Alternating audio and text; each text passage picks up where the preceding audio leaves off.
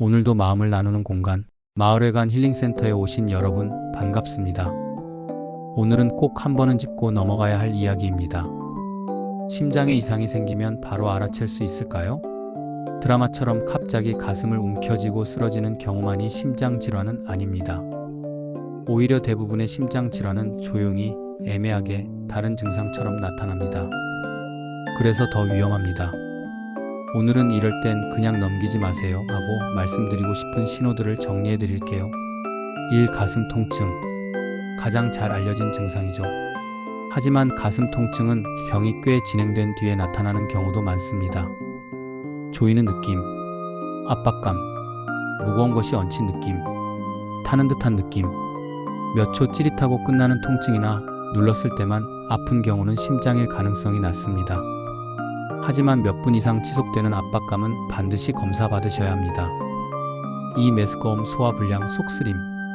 특히 여성분들에게 많이 나타나는 증상입니다. 뭘 잘못 먹었나? 체한 것 같네. 이렇게 넘기기 쉽지만 심장 문제로 나타나는 소화기 증상일 수도 있습니다. 3. 왼쪽 팔 통증. 심장에서 시작된 통증이 왼쪽 팔로 퍼지는 경우가 많습니다. 팔 통증만으로 병원에 갔다가 심장마비가 발견되는 경우도 적지 않습니다.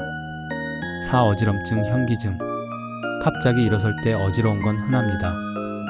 하지만 가슴 통증이나 숨참과 함께 나타난다면 즉시 병원입니다. 심장이 산소를 제대로 보내지 못할 때 이런 증상이 생깁니다. 5. 목턱 통증. 근육통이나 감기로 착각하기 쉽습니다. 하지만 심장 통증이 신경을 타고 전달되면서 턱이나 목이 아픈 것처럼 느껴질 수 있습니다. 6. 이유 없는 극심한 피로. 미국 심장협회에 따르면 심장마비를 겪은 사람의 70% 이상이 한 달 전부터 심한 피로를 경험했다고 합니다. 같은 일상인데 갑자기 기운이 쭉 빠진다면 그냥 나이 탓으로만 넘기지 마세요. 7. 콧골이 수면무호흡.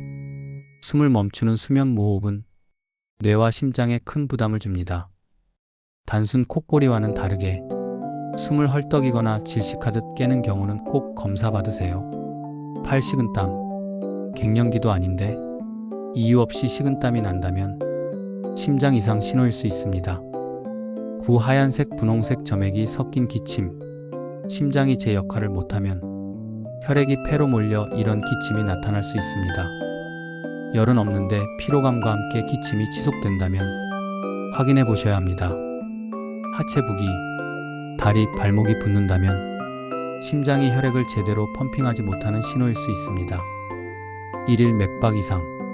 운동하거나 긴장하면 빨라질 수 있습니다. 하지만 지속적으로 불규칙하다면 반드시 확인하세요. 꼭 기억하세요. 남성은 가슴 통증이 비교적 뚜렷한 경우가 많고 여성은 숨참, 피로, 어지럼 등 다양한 전조 증상이 더 흔합니다.